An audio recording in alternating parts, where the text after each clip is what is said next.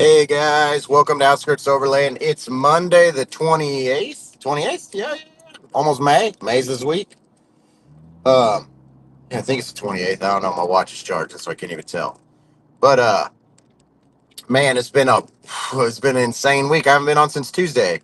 So it's been kind of crazy. The truck. I'm in the truck today. You guys will hear that. You can hear all the noises of the truck. All the rattles and shakes and everything. Truck's not this isn't a Bentley, guys. So it does make some noise. Truck's re-geared. I've already gone through the break-in period just from driving back and forth from Kansas City and back and forth from Springfield. So my break-in's done. So I just need to change the fluid on it. Everything with it went well. Lockers are working well. I just want to give an update on that for those of you that truck's good. Truck's back. All is well there. Uh, got a few things to work on it now that I can handle myself. So, anyways, moving into more expo. Got to more expo Friday morning, about 7 o'clock in the morning. Got the truck all set up with all the Moreflate stuff, repping Midwest Adventure Outfitters and Moreflate all weekend. So it was cool to have the truck on display. I met a bunch of you guys. I want to give a huge shout out to Bentley. Bentley came and met me. He's a real big fan of the podcast. Bentley is 6, and he pretty much brightened everybody's day. He's a real enthusiastic kid. He's very interested in overlanding. He's very passionate, and he was just a blast to be around. He came by and talked to us a couple of different times, and everybody was getting a kick out of him. Even the vendors next door, everybody was really loving having Bentley around. His energy is infectious. It was so fun, so positive. He's just such a great time. So I'm gonna try and get Bentley on the podcast so you guys can all hear a little bit from Bentley. He is freaking amazing. So I'd say he's probably the biggest fan of the podcast for sure. I did get to meet a lot of you guys. I did podcast live as well there. It won't Benji maybe recorded it, video recorded it on his phone. I don't know. But because of service and everything else, we didn't get it up live, I don't believe. So, and also I apologize to you guys. I'm driving to work, and this is a little different route than I normally take when I podcast. So if I am dropping in and out, I'm sorry. So, and hey, Stefan, how are you doing? Um, So I did get a chance to meet a lot of you guys, but just a recap of More Expo, man. It was a blast. It was very busy. I've been to More Expo before, not as an influencer, not as a business. So I was there kind of as both this weekend, helping out Midwest Adventure Outfitters as well as, representing the podcast. It was busy. I mean, going as a consumer, you kind of just walk around, you're ambiguous, nobody makes much of it. Nobody pays much attention. Um, you're just there. I did a lot of networking. I got to see a couple different brands that I was very interested in seeing, that I'd never heard of. So I was very excited to go see them, get a few products, get to chit chat with them. So that was great. Um, it was just a lot of fun. It was hectic though. It was definitely hectic, very busy. I've got a little bit of an idea now what that looks like on that end. It's not chaos by any means, but it's busy. Very, very busy. Got to see my friends. My friends came by. Corey and Seth and Johnny and Zion, they all came by. It was good to see them. I didn't get to chat with them very long, but I think they were probably, they all got their own YouTube channels and stuff too. So they're networking as well. So they're networking, they're getting around, but I am happy that they took the time to come see me. So I'm very, very happy about that. I appreciate them for taking the time to come see me for a minute. And it was nice to see them. So, but yeah, it's crazy, man. Almost all my friends now that I've been going with, it's like everybody's doing something. A couple, like I think Seth is Dirt Road Discoveries. His YouTube channel, go check it out. His YouTube channel is taking off. So that's awesome. My friends Zion and Johnny are with Zach Outdoors, and it looks like they're doing a lot. Corey, my friend Corey, he's Blind Spot Adventures. His YouTube channel's getting there too. And just, I mean, it's crazy. I mean, I started going with these guys before the podcast, before they had all this stuff going on, really, you know? And it's like they're all doing it now. So we're all kind of influencers in our own right. And it's wild to see. I mean, we're all really busy for sure. We're really busy. I I think Johnny's kind of, I mean, at least he alluded to being busy with Onyx. He's a trail guide with Onyx, and his Forerunners all lettered with Onyx stuff. And I do think they're keeping him pretty busy. So but that's good. You know, it's like we're all busy, but it's all good busy, you know? Like we're not all busy and hating our life. We're all busy and enjoying it. So that's really good. That's nice. Um but yeah, I got to meet a bunch of people. I gave out a literal ton of stickers. I think I gave out almost 200 stickers this weekend to different people and kids, of course. You know, I like, whether you guys know this or not. I mean, I, if you listen, you know I have 3 kids myself, but I like kids. Kids are a lot of fun for me. So when anybody that came by with kids, I was definitely trying to load them up with as much free stuff as I could, because that's what makes it fun. I always talk about making stuff enjoyable for the family. And an expo like that could be something that's not a lot of fun for your spouse or your girlfriend or your kids, you know, but you're there to see what's out for your hobby and potentially your family's hobby. So I try to do my best anytime I'm around a situation like that to make it enjoyable for those that maybe it would be less enjoyable for otherwise. So I do make an effort to do that. And there's only so much you could do. But definitely a couple things I will do next time though is I'll probably bring like Hot Wheels with me, a bunch of Hot Wheels to give out, and dog treats. 2 things that I think would be great for kids and dogs. A lot of people brought dogs, and dog treats isn't something I thought to bring, but it's something I will think to bring again. You know, while I'm talking with people and they've got their dogs with them, some dog treats would probably make that a little bit nicer for them. So I'll probably bring Hot Wheels for the kids, um, and potentially, well, I'll bring Hot Wheels for the kids, and then I'll bring dog treats for the dogs, you know, if that's okay with their parents, you know. But yeah, it was a lot of fun. I got to see a lot of people in different stages of overlanding. At the Moore Expo, it's a lot of new people. So that's a market that I want to touch. And I say market like I'm selling something. I'm not. But that's the type of person I want listening to my podcast as I educate about gear and methods and different practical things, uh, in reference to camping and overlanding. So I'm very interested to get to meet those folks. And although my truck was on display and I did hear, well, I'm just starting and I'm not there yet, that's good. I mean, that's good. Hopefully you can find folks that are like-minded to myself to get, you know, get started with good information versus marketing, you know? And again, More Expo, 100%, More Expo is consumer based. That everybody is a salesperson at More Expo for the most part. You know, I'm not, and that's not a knock on anybody. I was there with Midwest Adventure Outfitters, and there's going to be other companies like that too that are just trying to show you what they have, and if it's good for you, it's good for you. You know, they obviously stand behind it because they have it, but trying to be, you know, kind of the trying to be the sunshine in the clouds here, just, you know, not being literally, I'm not attached to anybody. And I think even working with Midwest Adventure Outfitters and Benji, like that's the same thing he's trying to do. Like he's trying to cultivate, you know, we just want to help people the way they want to be helped. And like, we're not pushing anything um, at all. Like it's just, let's be helpful and genuine.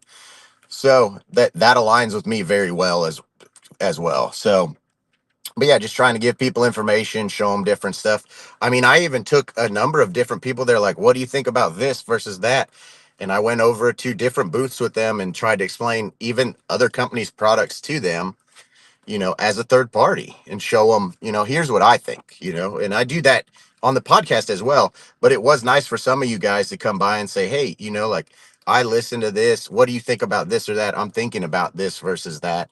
And that made me really happy that you guys listen enough to understand that I'm not pushing you in a direction for any other reason than what I think is it would be the better direction. And I even talked about that on the live podcast. Everybody's like, what do you think is the most important thing? And I was like, reading a map. You can go in any car. Like, you don't need this truck. You don't need a fancy car. You don't need all-wheel drive or four-wheel drive necessarily. If you can map appropriately, you can get out there in a Camry. And now that's not going to be nearly as cool, but you could do it. Okay, like, it's not being able to do it and wanting to do it, and that are two different things. So I was like, mapping is seriously mapping, cooking, cooler water. Like, that's what you need. Pretty much any car, as long as you keep up the maintenance and it's not, the car's roadworthy, you can get it out to go camping, even if it's just county roads, out in public land. You can make that happen if you want to get started. And I do recommend doing that, with just what you have. So then you kind of know what to look for. You might realize you don't need something as hardcore as you thought, or you don't need something as, expensive as you thought. Like, you may like, you may go a bunch and be like, this works out just fine. I want a Subaru Outback or a RAV4. I don't need, a lifted truck with real four-wheel drive for the type of travel I want to do. Overlanding is a broad term, but there's, some people call it off-roading, rock landing, soft roading. Like, there's all kinds of different ways to travel. And I do think it's important that you guys get out there in your own way first. Get the basic things you need. And I even brought it up on the podcast. I don't think buy once, cry once applies to this hobby, because the reference I used is like, you can buy the best of something, but if it's the wrong something altogether, it doesn't matter. So what I said is, like, there was all guys. So there was all guys at the live podcast, and I was like, you guys could go buy the nicest high heels that are out there. But if you don't want to wear high heels, it doesn't matter. So, like, you want to make sure that buy once, cry once is not something that I think matters here. I think getting the cheapest thing you could find for what you think you need, so you're not out a bunch of money. And if it works great, you keep it. And if it doesn't, you upgrade from there. But use that thing and find all the issues you have with it before you spend a bunch of money. Because you could spend a bunch of money and still be just as unhappy with the expensive thing as you are with the cheap thing. That is my experience in this altogether. And when I started, there just wasn't the stuff there is now. So I really learned to, like, make stuff that wasn't made for this work for this. Like, not even camping stuff, like, just other stuff altogether. Like, there was a lot of outside the box thinking going on when I started doing this, and that's how everybody was. And some stuff was bulkier, and some stuff, you used piano hinges and you made it foldable. But now there's, from all those folks like myself, that those products are developed now. But that doesn't mean you need them. There's a lot of ways. There's a lot of ways to peel back this banana. Like, there's a lot. And what I'm doing might not work for you. There's many things that I have that I don't think either anybody else has or wants. And that's totally cool. Like, my setup's not the setup I think everybody needs or everybody wants. I mean, my truck is cool. I think universally you can look at it and be like, it's pretty cool. But that doesn't mean it's what you want or need or whatever. Some people just have different levels of comfort they want. So, anyways, it was really cool to meet a bunch of people and get faces to names. I exchanged stickers with a lot of other content creators and individuals. I got to chit chat and sit down and hang out, and it was it was busy. I mean, I'm wore out. It was busy, but it was also fulfilling. When you see somebody like Bentley come up super duper excited, like Bentley was so excited to meet me. I took pictures with him and stuff, and it's so awesome. That's just awesome. And I mean, to be 6 years old and be into this, I know and to be his dad, like my dad was like that. I went to races and different stuff, and I was so excited. And that's what really molded, that was my interest. I had that interest independently.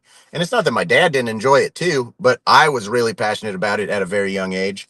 And to this day, racing and vehicles are still a very, very big part of my life. It's very rare that I'm not working on something, my car, my sister's car, helping my dad with any of his cars. I mean, he's a mechanic too. Like that's what he did for a career for a long, long, long time. And which helped me be more, what's the word, experienced, get good education. But I mean, that's where it all started for me, probably 5, 6 years old. So when I see anything like that, man, that gets me super excited because that's the next, that carries on, like that came from my dad to me to, like Bentley, that's another generation and his dad, Matt. So like, that's super cool. And they're getting into it now. And I just think that's awesome, and it's a slow start at first, especially when it's not something like that you were really like. For my dad, I started to get into, my dad was really into racing, but like midgets. He did like midgets and dirt track cars and stuff. And I liked that stuff a lot, but then I took a really big liking to four wheelers, ATVs, and ATV racing, and hair scrambles and stuff like that. And I took a big liking to that. And that's not a world he was real familiar with. So he got familiar with it. I had four wheelers and he had four wheelers. We went all over the place. Then it turned into, as I got older, it turned into drag racing. And then I got into that, and I was really into that, kind of synonymous with this hobby for a long time. I was doing both. And those of you that know me outside of just this podcast know, like, I'm kind of a guy that's always had two cars. I always kind of have had a fun car. Where now you guys know I have the truck, which is my fun car, and my Subaru's my daily. But usually the truck, like this truck, would have been my normal car, and I had like most recently I had a 50, a 2012 California Special Mustang that I had all tons of stuff done to, and that was my fun car. 6 speed, and lots of stuff done to it. If you guys dig deep enough in any of my socials, you'll find that car. That was my most recent fun car. And then from there, before that, I had my Subaru, which was just a race car. I mean, that's all it was. It was nuts. Very, very, very, very built. 600 something horsepower to the wheels and just nuts. For a Subaru, you guys will know, like, all wheel horsepower on a dyno is a ton of power. It was nuts. It was crazy. It wasn't really drivable on the street so much. I mean, unless you were really speeding. So, but I've been into it for a long time, and I think it starts. I do. I think it starts at that young age, and making sure that you make time for the kids, and you make time to talk to their parents, and because that's where it starts. I mean, that's where it starts, and that's awesome. I think getting kids involved is awesome. I think getting your spouses or your girlfriends involved and making it all worth it for them. I even talked to a couple people about like places to go, and I was talking about Gatlinburg, and I was like, the Smoky Mountains are really awesome for your family if you've got daughters or your wife, and they're on the fence about if they're into it or not. Well, you can go to Gatlinburg and Nashville's not far. There's shopping, there's tourist stuff, but there's still camping. So you're not turning it into just off-road and camping. I talk about that in earlier podcasts too, like just making the consideration to like they want to shop or see cool places or coffee shops. Everybody's got a, you know, shtick, like they want to see something. And I like this as the form of like travel for me. Like even if it's this, that, or the next thing, like I don't want to have paying for hotels ever. And I don't want to pay for flights, and I don't want to do that. And that's why I have this. But this is just a huge expensive thing if I'm not using it for that. So I try to make sure I incorporate it in the best way that I can for everybody involved, whether it's whoever. I mean, travel by myself and with my girlfriend and with my kids, that's three separate ways of going, to be completely honest with you. Those are not the same thing. When I go with my kids, I don't off road super crazy because I don't want them jostling all over the freaking place or getting really scared with like the off angle stuff. When I'm with my girlfriend, I try to make sure like I just at least consider what she might want, like I try to go by any of the cool lookouts or restaurants or, you know, it's not all just off road and camp. I try to find spots that are pretty, not just off road until I'm tired and find a spot.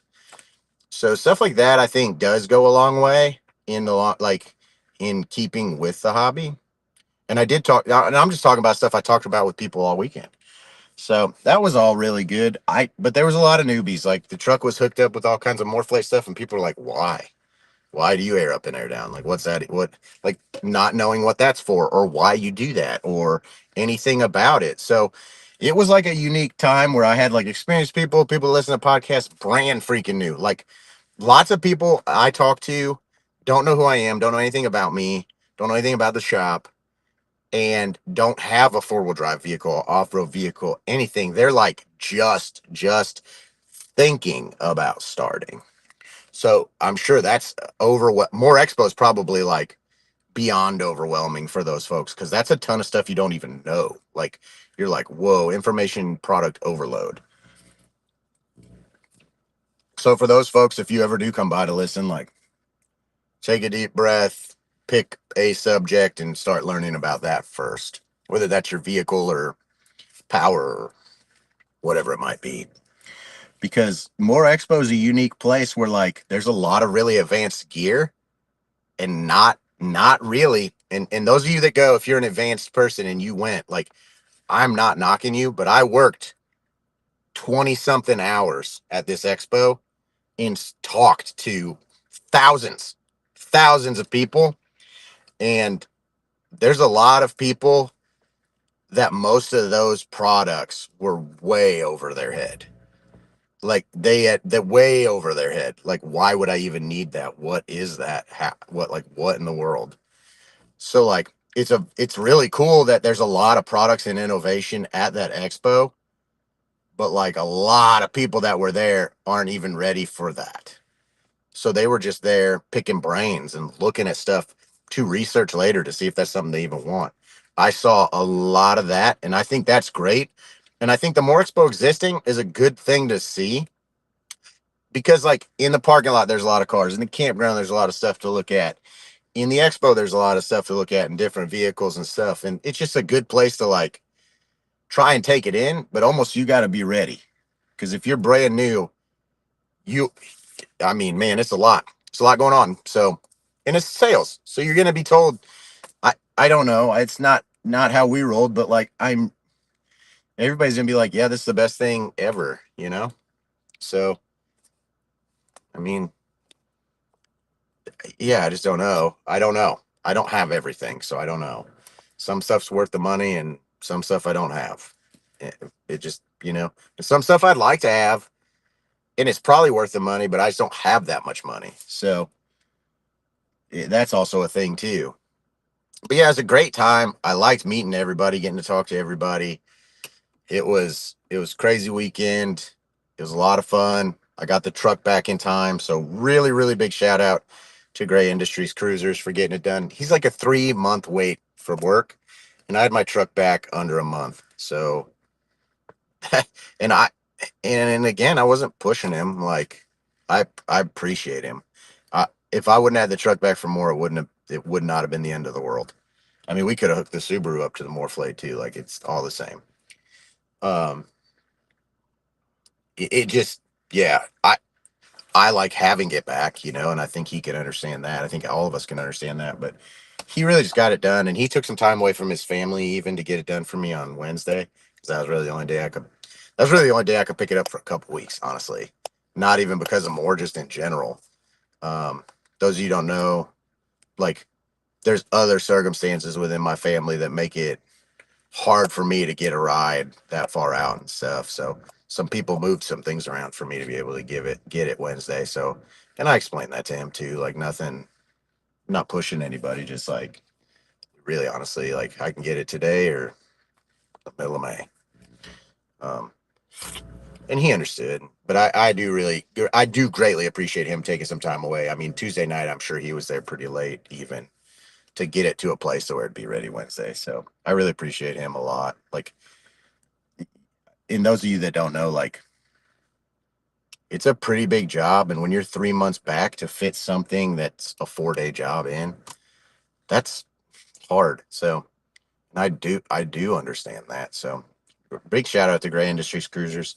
They're on Facebook. Go give them like just give them a good rating because like I can't express enough how awesome they were to me. And if you even care anything about me, support them. They're freaking that was awesome of them to get that done for me like that. And I appreciated them greatly. So that's about what I got for Monday. I'm still kind of sifting through like my own thoughts on what even what happened this weekend, and I'll get into more of it later. But for today, we'll go ahead and end it here. And I want to just say thank you to everybody that came by. I really appreciated you, your energy, and just all the kind words you all had. Really, really appreciate it. And I'll see you guys tomorrow.